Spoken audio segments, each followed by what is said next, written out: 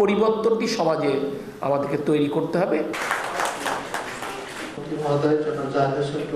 আমরা প্রত্যাশা করি তিনি যে মন্ত্রণালয়ে থাকুন না কেন, যে পজিশনে থাকুন না কেন, তার মধ্যেও আমাদের সাংবাদিকদের কল্যাণে কিছু কাজ বেরোবে, কিছু চিন্তা বেরোবে তার মাথা থেকে।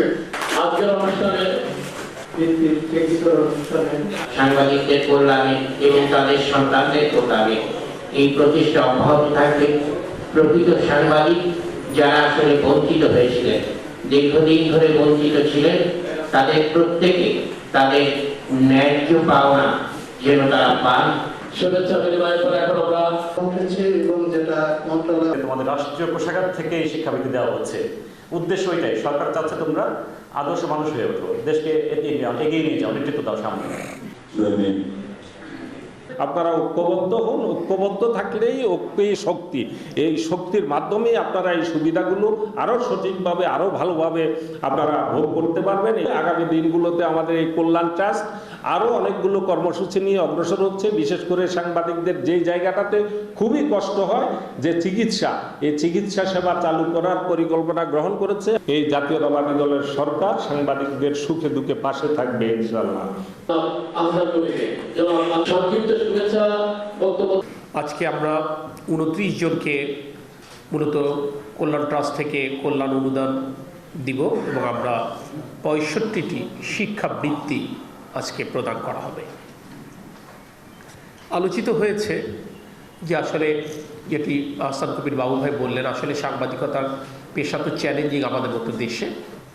বিভিন্ন সংকটের মধ্যেও তাদেরকে যেতে হয় সাংবাদিকদের দায়িত্ব পালনের জন্য, এবং অধিকাংশরই পরিবারে সচ্ছলতার ঘাটতি রয়েছে। রাষ্ট্র হিসেবে, একটি গণতান্ত্রিক সরকার হিসেবে আমাদের সকলের দায়িত্ব, যারা জাতির বিবেকের দায়িত্ব পালন করেন, সেই গণমাধ্যমের বন্ধুরা অন্তত একটি সচ্ছল জীবনযাপন যেন করতে পারেন, সেজন্য তাদের পাশে থাকা। আমি আপনাদেরকে বিনয়ের সাথে অনুরোধ করব, আপনাদের সুপারিশের সূত্র ধরে যাদের প্রয়োজন নেই তারা যেন আগামীতে সুবিধাভোগী না হন, যাদের প্রয়োজন আছে তারাই যেন পান, সেটি নিশ্চিত করতে হবে। সেক্ষেত্রে রাজনৈতিক দর্শনের ভিন্নতা থাকুক কিংবা মতপথের ভিন্নতা থাকুক, সেটাকে বিবেচনায় না নেওয়াই শ্রেয় হবে। অর্থাৎ ফ্যাসিজমের সময়ে, ফ্যাসিস্ট আমলে আমরা যা প্রত্যক্ষ করেছি, গণতান্ত্রিক সরকারের সময় যদি একই বিষয় প্রত্যক্ষ করি, তাহলে পরিবর্তন তো আসলে কিছু হলো না। এই পরিবর্তনটি সমাজে আমাদেরকে তৈরি করতে হবে এবং নজির স্থাপন করতে হবে। নজিরটা আমি মনে করি যারা ভুক্তভোগী ছিলাম কিংবা ছিলেন, দায়িত্বটা আমাদেরই বেশি যে এমন ঘটনা পুনরাবৃত্তি না আগে যেন ঘটে।